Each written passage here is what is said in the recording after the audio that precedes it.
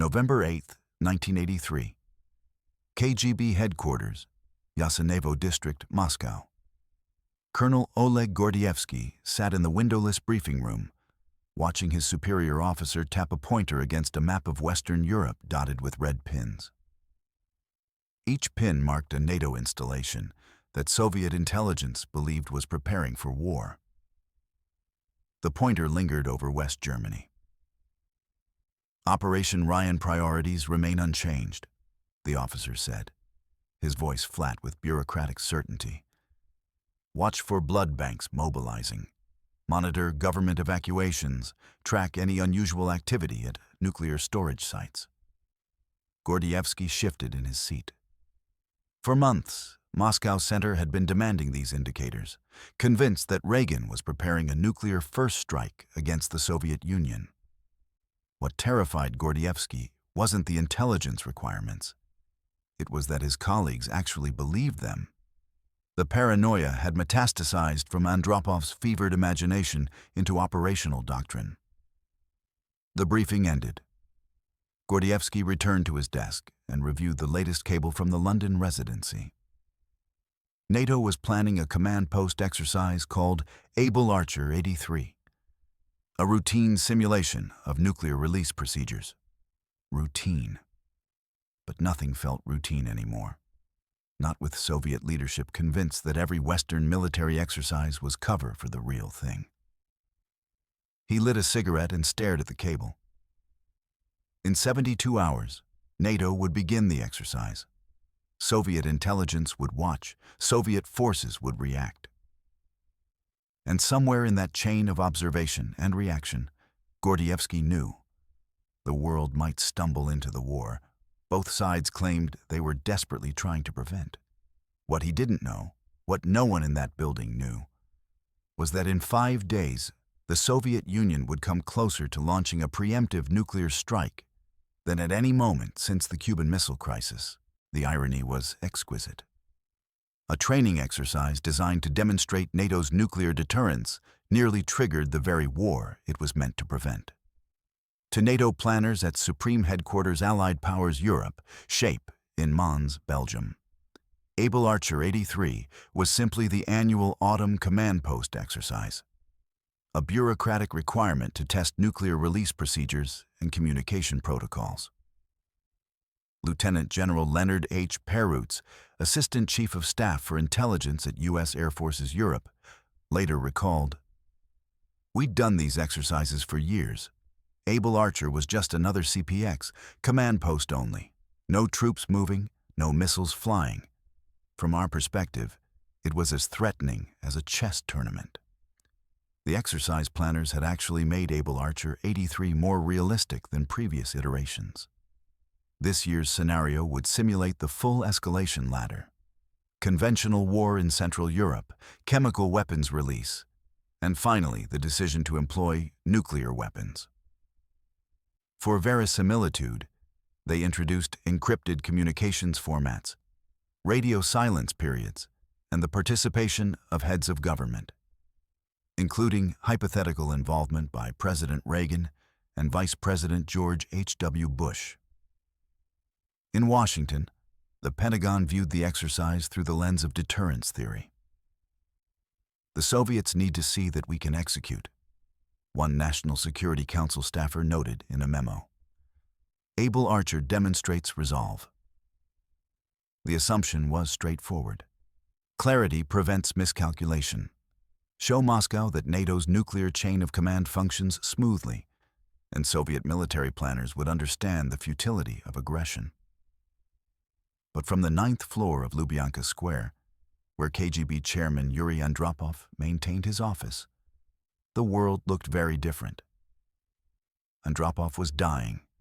Kidney failure was slowly killing the 69-year-old spy master turned Soviet leader. And his final months in power were marked by an almost apocalyptic paranoia about American intentions. "Reagan is unpredictable," he told the Politburo in a January 1983 meeting. "He speaks of winning a nuclear war. We must assume he means it." This wasn't mere rhetoric. In February 1983, Andropov had ordered the KGB and GRU to implement Operation Ryan, an acronym for Raketno-Ядерное Нападение, nuclear missile attack. A global intelligence collection program designed to detect preparations for a Western nuclear first strike. KGB residencies from Washington to Bonn received detailed questionnaires. Were blood banks stockpiling reserves? Were civil defense officials being briefed? Were there unusual late-night lights in government buildings? Viktor Chebrikov, Andropov's deputy at the KGB, later acknowledged the operation's premise in his memoirs. We believed the correlation of forces was shifting against us. The Americans had deployed Pershing II missiles in West Germany, missiles that could reach Moscow in 6 minutes. Reagan was building a space-based weapons system. NATO was stronger than ever. If they were going to strike, it would be now, while they had the advantage. The Soviet military leadership shared this assessment. Marshal Nikolai Ogarkov, chief of the General Staff, had warned in a September 1983 briefing, "The enemy's new weapon systems have created a window of vulnerability. We must be prepared for a surprise attack disguised as an exercise." This was the context in which Soviet intelligence began receiving reports about Able Archer 83, and the reports were alarming. The path to November 1983's near catastrophe began not in Brussels or Moscow, but in the fundamental misperceptions that had calcified between the superpowers since the beginning of the decade. Ronald Reagan entered the White House in January 1981 with a worldview shaped by conviction, not nuance. The Soviet Union was an evil empire, and détente had failed. "We win, they lose," he told his advisors in an early National Security Council meeting, describing his preferred strategy for the Cold War. His defense buildup was staggering. A $1.5 trillion investment over 5 years, new weapon systems from the B-1 bomber to the MX missile, and a 600-ship navy. But it was Reagan's rhetoric that most unnerved Moscow. In March 1983, he delivered his Evil Empire speech, characterizing the Cold War as a moral struggle between good and evil. 2 weeks later, he announced the Strategic Defense Initiative, immediately dubbed Star Wars, a space-based missile defense system that threatened to upend the strategic balance of mutually assured destruction. From the Kremlin's perspective, these weren't defensive measures. They were preparation for war. A space-based weapons system isn't defensive, one Soviet military analyst noted. It's a shield that allows you to strike first with impunity. The Intermediate-Range Nuclear Forces, INF deployment, deepened Soviet anxieties. In December 1979, NATO had approved the dual-track decision: negotiate with Moscow to limit intermediate-range missiles. But if negotiations failed, deploy American Pershing II and ground-launched cruise missiles to Western Europe starting in late 1983. The negotiations did fail. By November 1983, the first Pershing IIs were arriving in West Germany.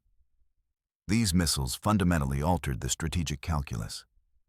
Unlike older systems, the Pershing II combined accuracy, range, and speed in a way that threatened the Soviet command structure itself.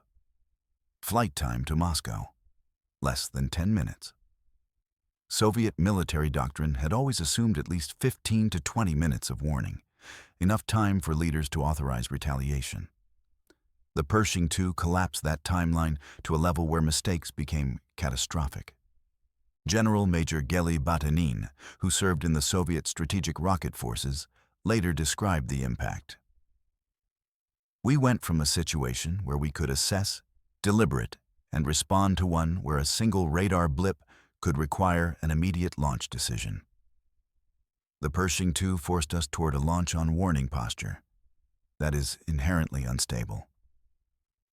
Into this environment of mutual suspicion and hair-trigger readiness, NATO introduced Able Archer 83. The exercise was scheduled for November 11, 1983. Its scenario was deliberately realistic. Warsaw Pact forces invade Western Europe. NATO responds conventionally but faces being overrun. The Supreme Allied Commander Europe, SACEUR, requests nuclear release, and the alliance escalates through theater nuclear weapons to strategic strikes. The command post exercise would test every link in the chain, from battlefield commanders requesting nuclear support to heads of government authorizing launch to the actual formatting and transmission of emergency action messages. What NATO didn't fully grasp was that several elements of Able Archer 83's design perfectly mimicked what Soviet intelligence had been trained to recognize as indicators of actual attack preparations. First, the communications protocols.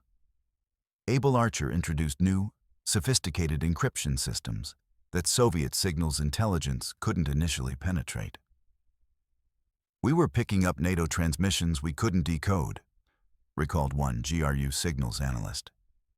The natural question was, what are they hiding? Second, the participation of senior political leadership. While Reagan and Bush wouldn't personally be in the command bunker, the exercise for the first time included realistic simulation of heads of government in the decision-making process. To Soviet observers monitoring NATO communications, this suggested something beyond routine training. Third, the timing. Able Archer 83 came just months after NATO's September 1983 Autumn Forge exercise, the largest NATO maneuver in decades, involving 400,000 troops. Soviet military intelligence noted the unusual scale and questioned whether these exercises were actually mobilization under the guise of training. Fourth, the escalation profile. Previous Able Archer exercises had been more abstract. The 1983 version explicitly simulated moving through DEFCON levels, chemical weapons release, and ultimately strategic nuclear employment. The realism was intentional. NATO wanted realistic training. But to Soviet intelligence, it looked like the real sequence. Finally, there was the human factor.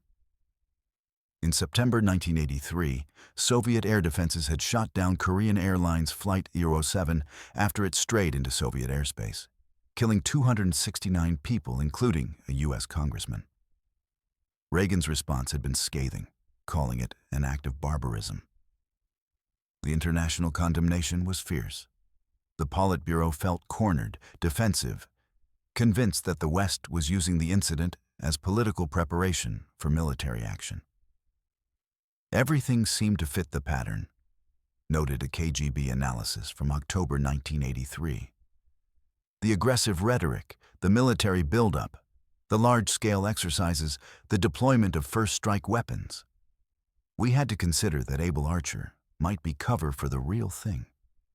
What no one in Moscow or in NATO understood was how operational this paranoia had become. November 2, 1983, 0600 hours, NATO Joint Operations Center, Casteau, Belgium. The Able Archer 83 command post exercise began with a flash message simulating Warsaw Pact mobilization. Staff officers at terminals across Western Europe began responding to the scenario. Unit deployments, logistics coordination, intelligence updates. The exercise was underway. 800 miles east, Soviet intelligence was also mobilizing. But this wasn't an exercise. November 3, 1983. GRU headquarters, Kodinka Airfield, Moscow. Major General Vladimir Slipchenko reviewed the initial reports from NATO monitoring stations. The patterns were concerning. NATO radio traffic had surged. Communications were moving to encrypted channels that Soviet signals intelligence couldn't penetrate. Most troubling, air activity over West Germany had increased significantly. What Slipchenko couldn't know, was that this was entirely consistent with a command post exercise. CPX protocols required realistic radio traffic to test communication systems. The encryption was new training equipment being tested. The air activity was routine training flights that happened to coincide with the exercise schedule. But stripped of context, viewed through the lens of Operation Ryan's collection requirements, the data suggested something else. Slipchenko flagged the reports as priority intelligence and sent them up the chain. November 4th of 5th, 1983. Multiple locations. The exercise continued. NATO headquarters transmitted simulated requests for chemical weapons release. Communications moved through increasingly secure channels. The scenario escalated. Warsaw Pact forces were winning the conventional phase. NATO commanders were requesting nuclear release authorization. Soviet military intelligence, monitoring from installations across Eastern Europe, watched and recorded. Their analysis grew increasingly urgent. A report from the GRU's 3rd Directorate noted, NATO command elements have moved to hardened facilities. Communications patterns suggest dispersal and protective postures consistent with pre-attack positioning. This interpretation wasn't random. Soviet military doctrine emphasized maskirovka, the art of military deception. They assumed NATO used similar tactics.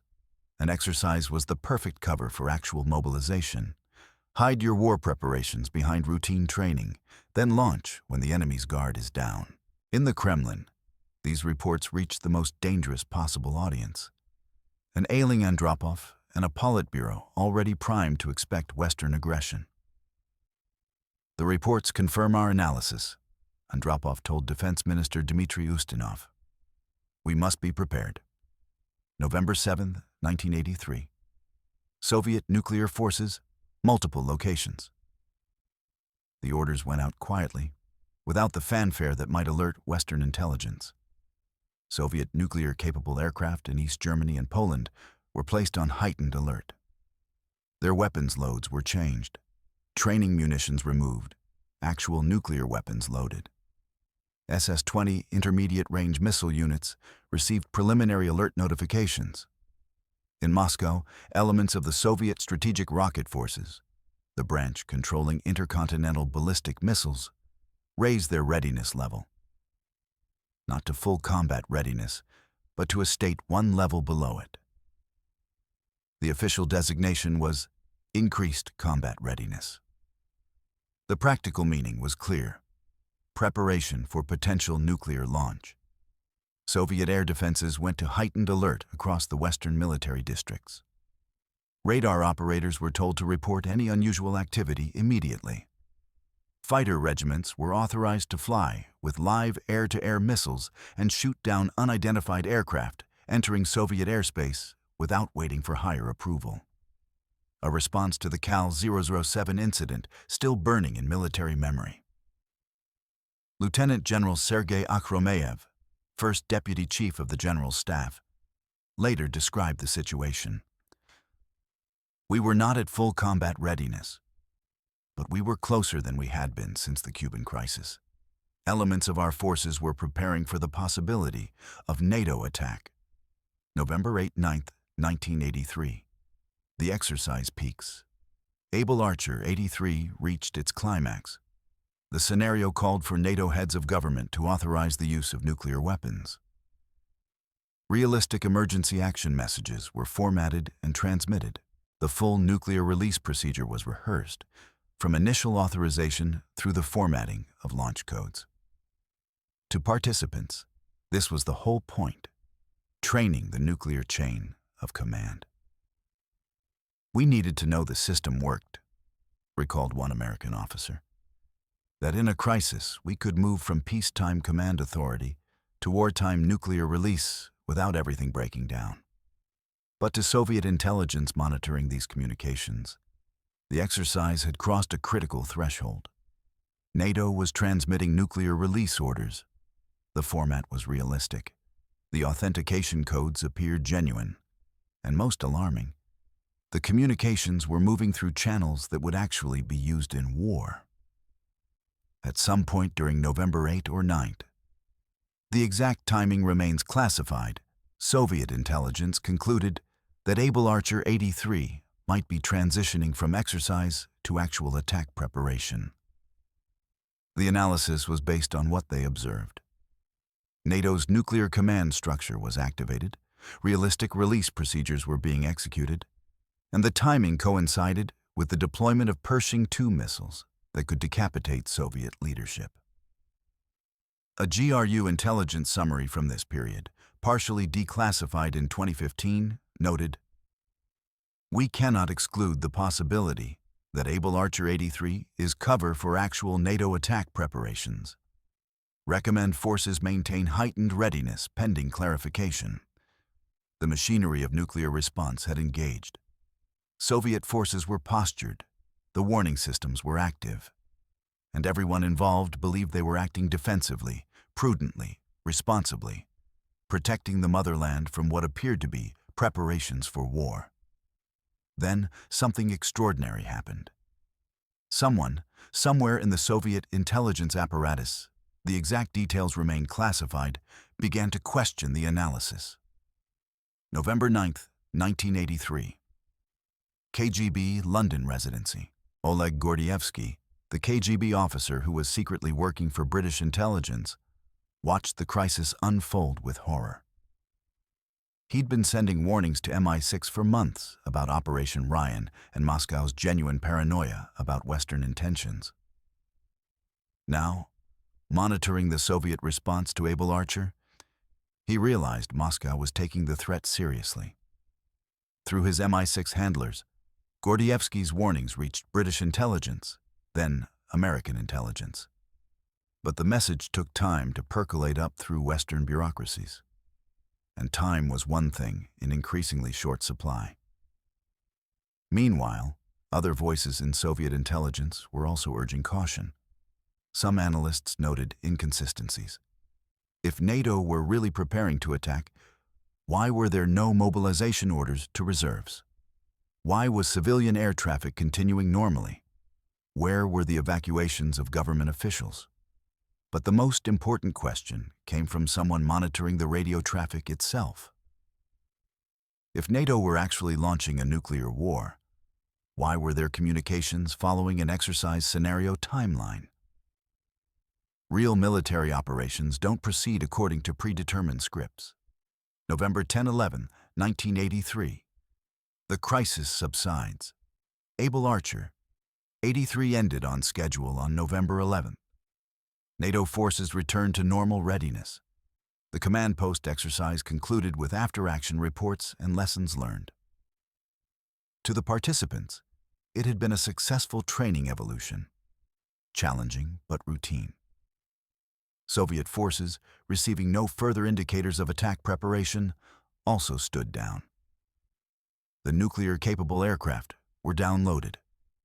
Missile units returned to normal status. The crisis, unknown to almost everyone involved, was over.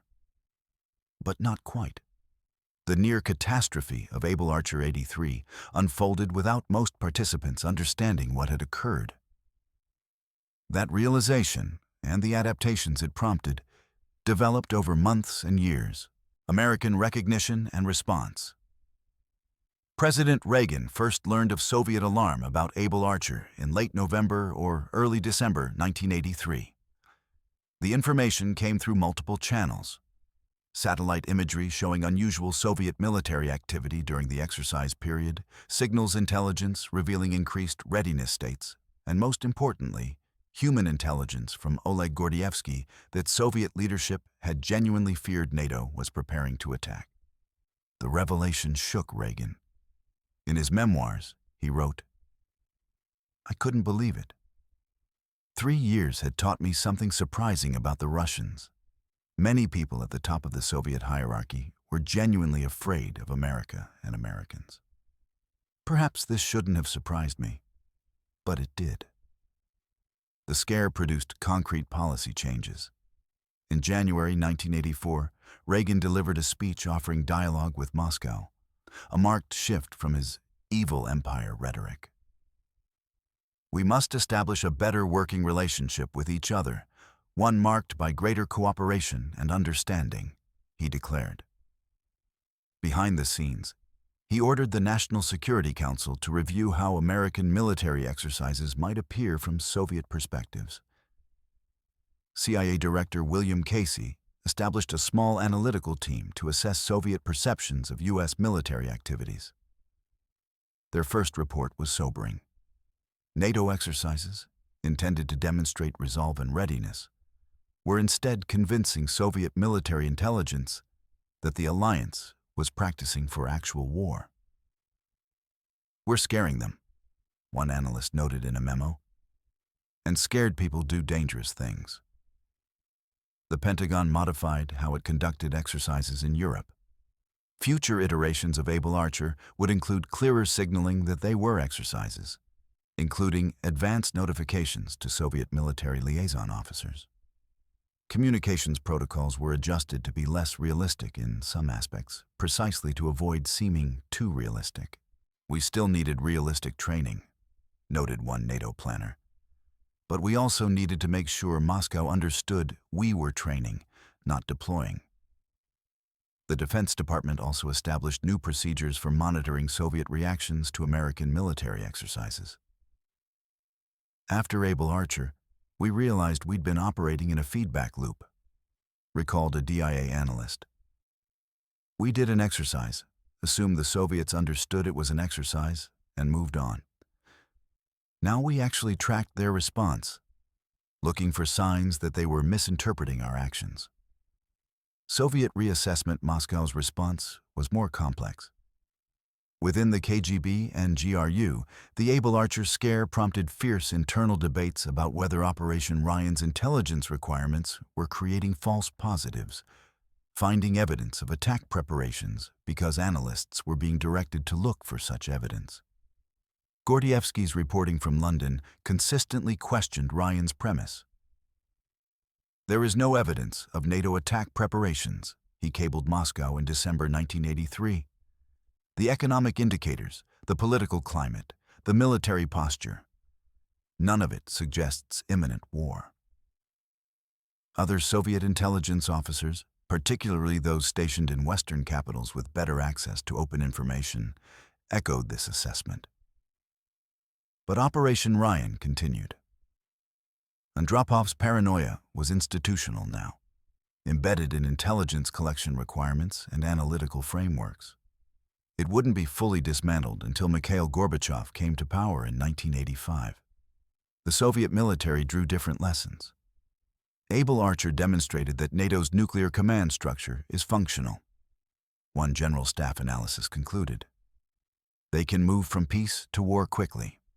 This validates our requirement for launch on warning capability." Rather than seeing the crisis as evidence that both sides needed to reduce tensions, some Soviet military planners interpreted it as confirming their worst assumptions. However, a minority faction within the general staff, including officers who would later support Gorbachev's reforms, began questioning the sustainability of the hair-trigger posture. "We almost launched nuclear weapons based on incomplete intelligence," one officer noted in internal discussions. "The system is too brittle. A technical failure or miscommunication could trigger catastrophe." Intelligence community reforms, both sides made changes to intelligence sharing procedures. The United States increased confidence-building measures, including more detailed advance notifications of military exercises through the NATO Warsaw Pact communication channels established under the Helsinki Accords. The Soviet Union, meanwhile, began to diversify its intelligence sources on Western military activities. Too much reliance on signals intelligence and satellite imagery had created a pattern-matching problem.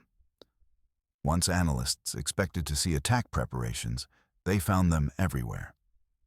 Human intelligence from embassy officials, analysis of Western media, and consultation with academic experts on Western military doctrine all increased. The Pershing II problem persists. One issue remained unresolved. The Pershing II missiles continued deploying throughout 1984. From Moscow's perspective, these weapons represented an existential threat regardless of NATO's intentions.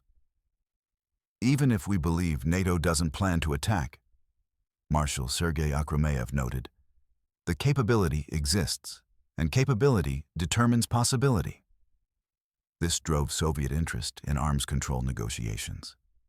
The Intermediate Range Nuclear Forces, INF, talks, which had collapsed in 1983, resumed in 1985 under Gorbachev.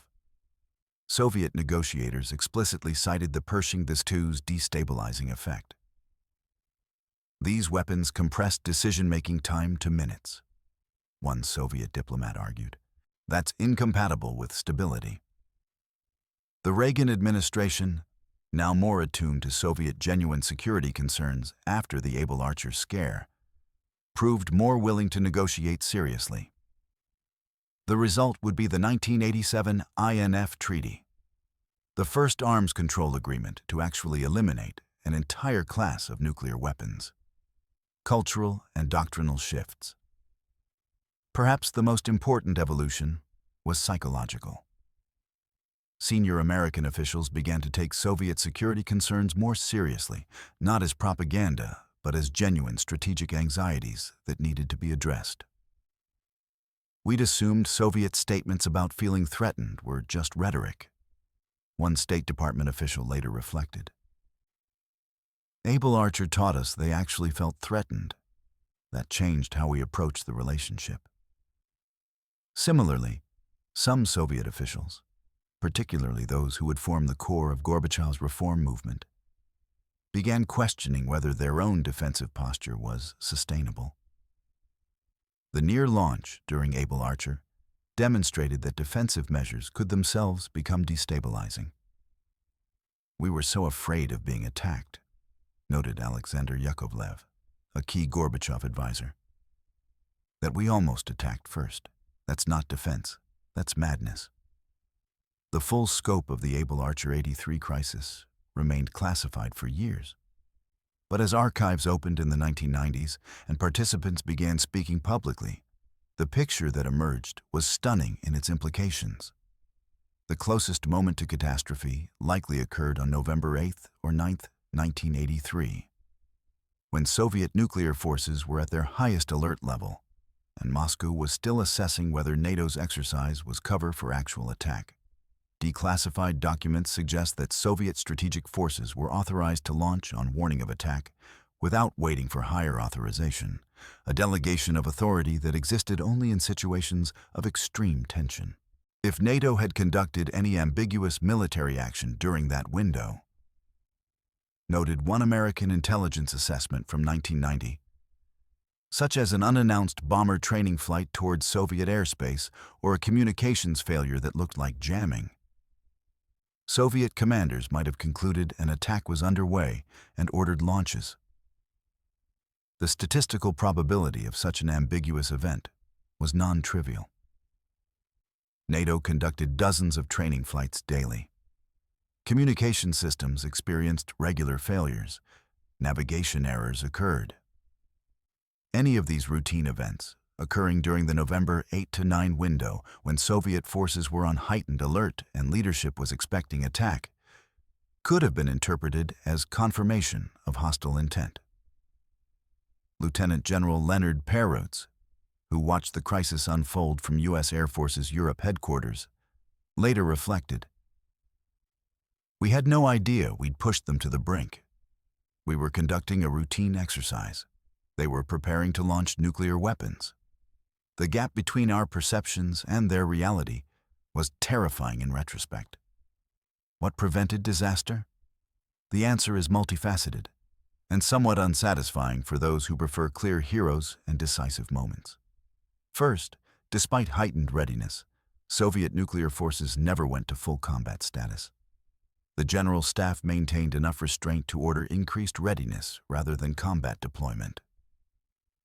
This created a buffer, not large, but real, between alarm and action. Second, some Soviet intelligence analysts questioned whether the evidence really supported the attack preparation hypothesis. These dissenting views didn't stop the alert, but they may have prevented escalation to even higher readiness levels. Third, Able Archer 83 ended on schedule. NATO didn't extend the exercise or introduce unexpected elements.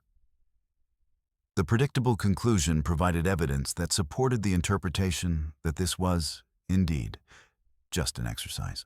Fourth, and perhaps most importantly, there was no triggering incident. No technical failure, no navigational error, no communications glitch that could have been misinterpreted as the first strike Moscow feared. The system held not because it was robust, but because nothing tested its brittleness during the critical window. This last factor is perhaps the most unsettling. The Able Archer crisis was resolved not by sound crisis management or effective communication, but by simple luck. Nothing happened to trigger the catastrophe that both sides' postures made possible. The intelligence assessment. When American intelligence fully reconstructed Soviet actions during Able Archer, the assessment was classified top secret and distributed to only a handful of senior officials. The key findings were disturbing. Soviet nuclear forces had loaded nuclear weapons on aircraft that were normally on training status. This was unprecedented in peacetime. SS-20 intermediate-range missile units had received preliminary targeting data and alert notifications. Strategic rocket forces had raised readiness states in Western military districts.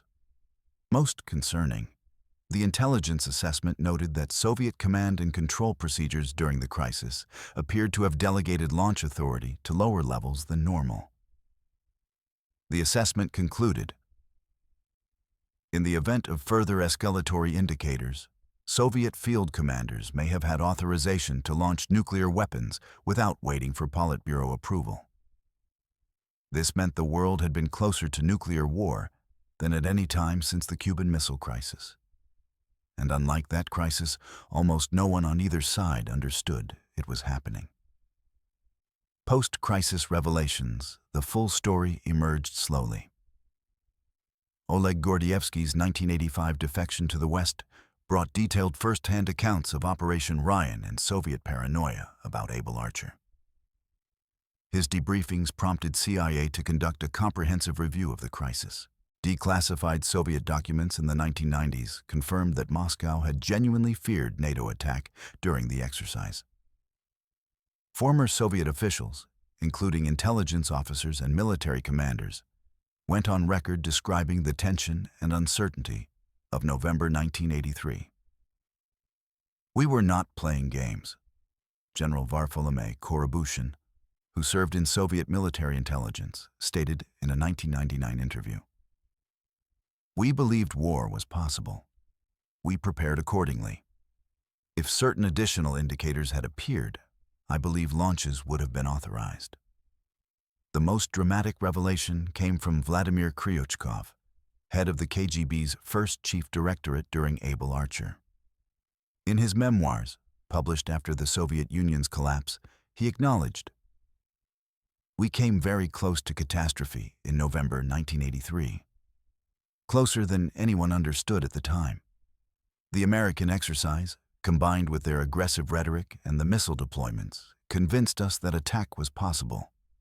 Our response put us in a position where a single mistake could have meant nuclear war." Able Archer 83 represents the Cold War's most underappreciated near miss. A moment when deterrence nearly failed, not through aggression, but through misperception. The exercise accelerated the end of the Cold War in subtle but important ways. Reagan's recognition that Soviet leaders genuinely feared American attack moderated his rhetoric and increased his willingness to negotiate. The INF Treaty of 1987, which eliminated an entire class of nuclear weapons, was negotiated in the shadow of Able Archer's lessons about destabilizing weapon systems. Gorbachev's reforms, particularly his emphasis on glasnost, openness, and new thinking in foreign policy, were partly motivated by recognition that Soviet defensive paranoia was itself dangerous. The crisis also revealed fundamental flaws in Cold War stability. Both sides assumed the other understood their intentions. Both were wrong. NATO assumed Moscow knew Able Archer was an exercise. Moscow assumed NATO might be using the exercise as cover for attack. The assumptions on both sides were reasonable, given their own perspectives, and dangerously wrong, given the other side's perspective. Modern scholars debate how close the world actually came to nuclear war. Some argue Soviet forces never approached launch readiness. Others, pointing to declassified evidence of weapons loading and alert states, suggest catastrophe was closer than most people realize. The truth likely lies between, not quite at the brink, but far closer than anyone should be comfortable with, and far closer than anyone at the time understood. The lessons remain relevant. Misperception still threatens stability.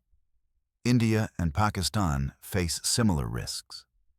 China and the United States conduct military exercises that each side interprets differently. Nuclear weapons still exist by the thousands. And the time compression that troubled Soviet planners in 1983, the minutes available for decision-making, has only accelerated with modern weapons technology.